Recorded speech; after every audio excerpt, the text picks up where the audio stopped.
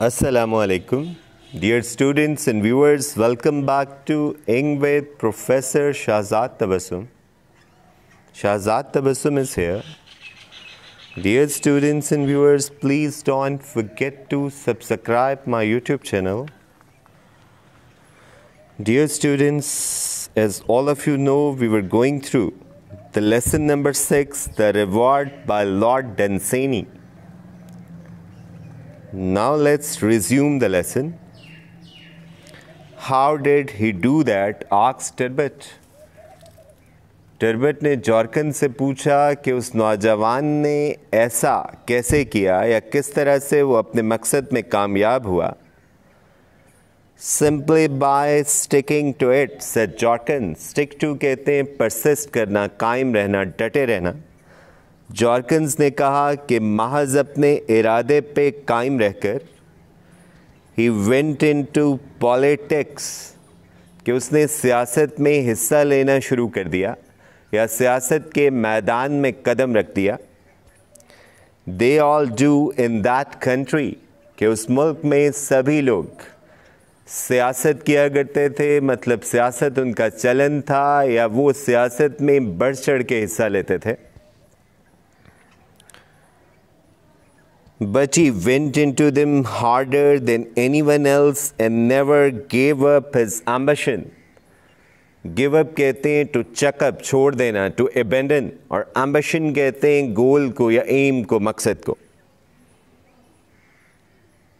कि गोगस ने दूसरों की निस्बत ज़्यादा जोशो खरोश से सियासत में हिस्सा लिया और कभी अपने मकसद को तर्क ना किया या उसका मकसद हमेशा उसके पेशे नज़र रहा. Of course he made speeches. Of course certainly. To make speech कहते हैं तकरीर करना, ये जो oration कहलाती है, public speaking. And fine ones, कि उसने निहायत उम्दा तकारीर की. On many other subjects, दीगर बहुत सारे मौज़ूआत पर. But all the while he stuck to his one idea. All the while in the meantime, कि इस दौरान वो अपने ख्याल पे डटा रहा.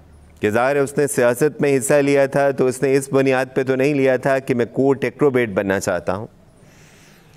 बाकी चीज़ें भी उसकी पेश नज़र थीं, अगरचे उसके लाशऊर में हमेशा यही बात घूमती रहती थी कि उसे हर सूरत में जो है कोर्ट एक्रोबेट बनना है और वो सारी स्ट्रगल इसी मकसद के लिए कर रहा था. The years went by, वक्त गुजरता गया. And the day came when he had power enough to preach his ambition openly. Preach कहते हैं propagate करना, तरवीज करना. कि वो इतना ताकतवर हो चुका था कि वो खुलेआम अपने मकसद का प्रचार कर सकता था. कि शुरू में तो ये बात नहीं कर सकता था क्योंकि अभी वो जो है पूरी तरह से ख़ुद को सियासत के मैदान में मुस्तहकम नहीं कर पाया था. अब वो एक सीजन्ड पॉलिटिशियन बन चुका था, तो अब उसे लगा कि मुनासिब मौका था कि वो इस बात का इजहार कर दे कि वो दरबारी करतब्बाज के ओहदे पे फाइज होना चाहता है. And he told them how the glory of their country and of its ancient throne. Glory कहते हैं ग्रेंजर को, अजमत को. एंशिएंट कहते हैं ओल्ड को, कदीम को. थ्रोन कहते हैं क्राउन को, तख्त ताज को. Would be increased if the post of court Acrobat were created. ये वर इसलिए इस्तेमाल किया गया वाज की जगह क्योंकि ये सब्जंक्टिव मूड है कि ऐसा है नहीं. उसने कहा अगर ऐसा हो गया तो फिर ये मुमकिन होगा. तो अब हम दोबारा इसकी ट्रांसलेशन करते हैं कि वक्त गुजरता गया और वो दिन आ गया जब वो खुलेआम अपने मकसद का प्रचार कर सकता था और उसने लोगों को कायल किया या उन्हें बताया कि दरबारी करतब्बाज के ओहदे की तख्लीक से उनके मुल्क और इसके कदीम तख्त व ताज की अज़मत या शान व शौकत में इजाफ़ा होगा. Now let's go to the next slide. He gave examples of other courts and greater ones, कि उसने जो है दीगर अजीमुशान दरबारों की मिसालें पेश की. जैसे आप किसी को कायल करने की कोशिश करते हैं तो ज़ाहिर है फिर आप दलाइल का अंबार लगाते हैं, तो उसने भी लोगों को इसी तरह से कायल करने की कोशिश की. Of course many opposed him. यकीनन बहुत सारे लोगों ने उसकी मुखालिफत भी की. That is politics, कि ये सियासत का चलन है कि सियासत में मुखालफत का सामना भी करना ही पड़ता है. Of course it took a long time. यकीनन इसमें उसे तवील अरसा लगा दैट इज़ पॉलिटिक्स टू। उसने कहा ये भी सियासत का चलन है कि सियासत में ओवरनाइट रिजल्ट्स हासिल नहीं होते, आपको स्ट्रगल करना पड़ती है, बहुत कोशिश करना पड़ती है, तब जाके आप अपनी बात मनवा सकते हैं या आवाम में मकबूलियत हासिल कर सकते हैं।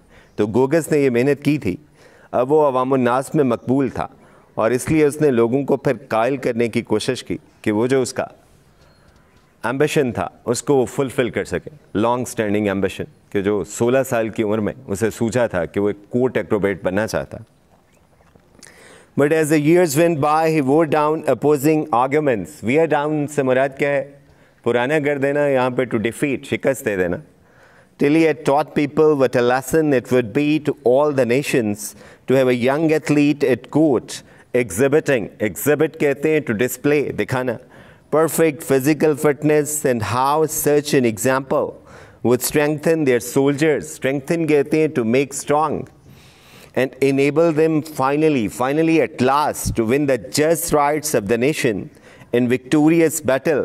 just कहते हैं जायज़ को, मुनसिफाना को, rights कहते हैं हकूक़ को, victorious से मुराद where you get victory के फतह मंदाना कह लें, battle कहते हैं लड़ाई को, एक curse कहते हैं condemned को, मलून को, और neighbors कहते हैं हमसायों को। ये भी बहुत लंबा जुमला है, अब हम इसकी बामुहावरा उर्दू ट्रांसलेशन करते हैं कि वक्त गुजरने के साथ साथ उसने मुखालिफाना दलाइल को शिकस्त दे दी, हत्ता कि उसने लोगों के जहनों में ये बात बिठा दी कि दरबार में जिस्मानी तौर पर मुस्तैद करतबबाज की मौजूदगी तमाम अक़वाम के लिए सबक की हैसियत इख्तियार कर जाएगी, कि ये मिसाल जो है उनके सिपाहियों को मजबूत बनाएगी और मलून हमसायों के ख़िलाफ़ फ़तह मंदाना लड़ाई में कौम के जायज़ हकूक़ हासिल करने में मददगार साबित होगी।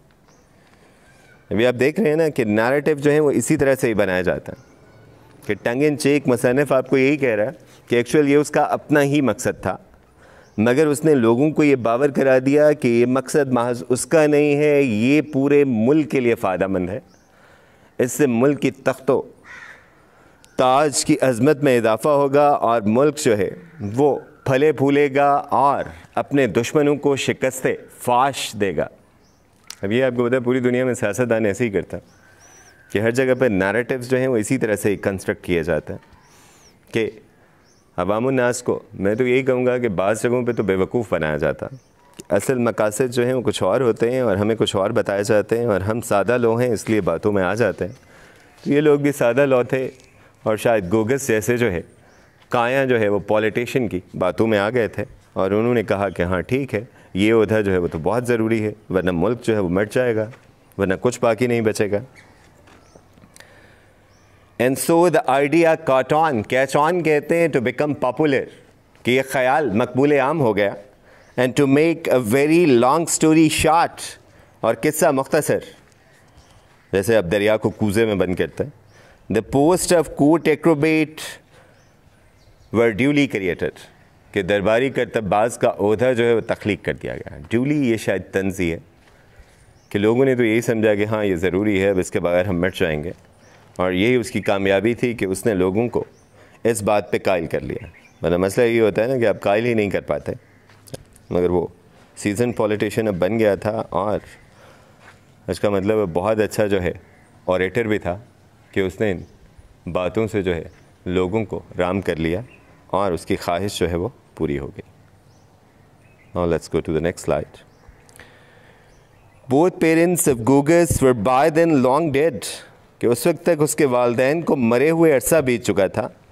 Bye then little remain to be done, कि अब तकरीबन सारा काम मुकम्मल हो चुका था, कि अब फॉर्मेलिटीज़ ही रह गई थी। He had only to stick for a few more days to that wild idea of his, wild कहते हैं इम्पॉसिबल को, कि उसे मज़ीद चंद दिन अपने इस जनूनी ख़याल पे कायम रहना था। And then when the question arose of choosing an athlete to fill the newly made post, कि जब ये सवाल उठा कि इस नए तख्लीक करदा ओहदे पे किसको फाइज किया जाए, whom could they choose but the man who had worked for it all those years, कि वो उसके अलावा किस शख्स को मुंतखब कर सकते थे जो साल हर साल से इस ओहदे की तख्लीक के लिए मेहनत करता रहा था कि अब ये ज़ाहिर है उसी का राइट था, और लोगों ने भी यही कहा कि इसी को जो है फाइज होना चाहिए क्योंकि इसी ने सारी स्ट्रगल की है, तो सेहरा भी इसी के सर ही बनना चाहिए। So Gogas was appointed acrobat to the court, इसलिए गोगस को जो है दरबारी करतब्बाज के ओहदे पे फाइज कर दिया गया। Unlearn so let in life, और उसे ज़िंदगी में बहुत देर से जाके पता चला।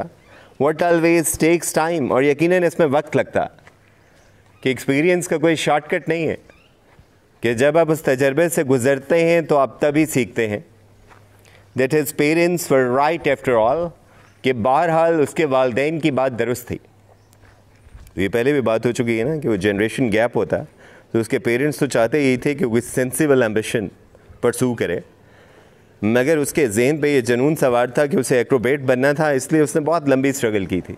अब शायद उसे रियलाइज़ हो रहा था कि मैं अगर पेरेंट्स की बात मान लेता तो ज़्यादा बेहतर था। Now let's go to the last slide. It only remain then to inaugurate him. Inaugurate कहते हैं ऑफिशियली लॉन्च करना, इफ्तिताह करना, कि अब महज उसके ओहदे का इफ्तिताह बाकी था। And that is where I came on the scene. Jorkens ने कहा कि उस वक्त मैं भी कहानी का हिस्सा बन गया, कि मैं भी वहाँ जा पहुँचा। वंडरिंग अबाउट यूरोप, वंडर कहते हैं टू रूम, घूमना फिरना।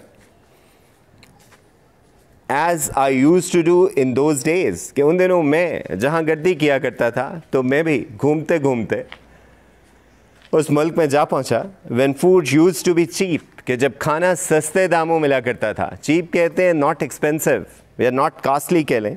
And I was young and could easily walk long distances, कि मैं भी जवान था और बहुत आसानी से तवील फासले पैदल तय कर सकता था।